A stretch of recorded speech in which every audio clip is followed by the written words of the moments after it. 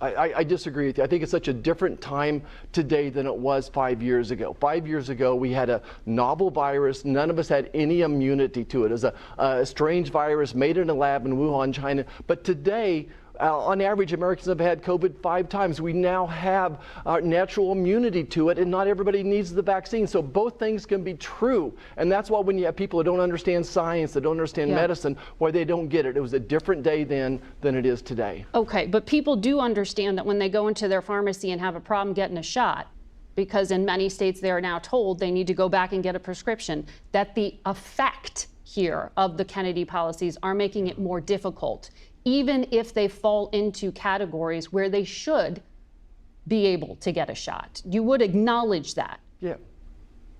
Yeah, I think you're making this way too complicated. That, look, vaccines are a medicine, and just like you need a prescription but to you get said he's a disrupting. GLP-1.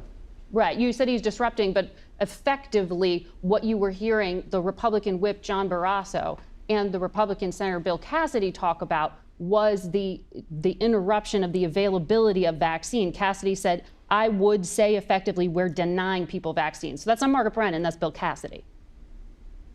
Yeah, look, I disagree, respectfully disagree. Think about this. What the CDC is now saying is you're over the age of 65, you can have the vaccine. It's interesting that the UK and France have set 75 and 80 as the age. So all you need to do is email or call your doctor's nurse and get a prescription, and you should be able to get it. If you're over the age of 6 months, it's probably a good idea to talk to your doctor. And all your nurse has to do is look at the chart and say, oh, little Johnny's got asthma, definitely needs the vaccination as well. So I think we're making this way too complicated. Why does everybody lose their minds when it comes to COVID vaccine? Why can't we let the doctor and the parents decide, let the patients decide? There's so many more important things out there we should be talking about. Chronic diseases, 20% of our adolescents have obesity, mental health problems, and are on a prescription drug. There's so many more things to talk about than just COVID vaccines. No, but I think we're complaining a few things, including the operational aspect of this. I think people get frustrated with their insurance companies.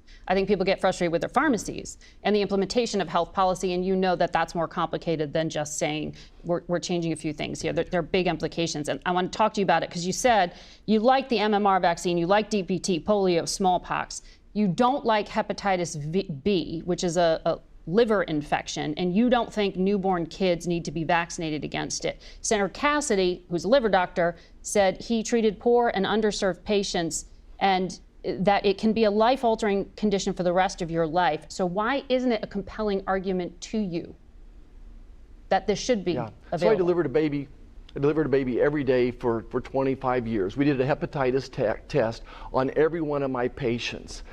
At the time of delivery, if that mom has a negative hepatitis test, she's in a stable monogamous relationship, she's not doing IV drugs, she's not letting her baby going to play in a sandbox full of used needles, then there's zero chance that that baby's going to have hepatitis. Now, there's other moms or other babies that do need it, okay? We need to be more specific. We can't be overly prescriptive. If that mom has not had prenatal care, if she's an IV drug abuser, if she's not in a stable relationship, a whole lot of reasons, but we need to pick and choose. Not every baby needs a hepatitis vaccine.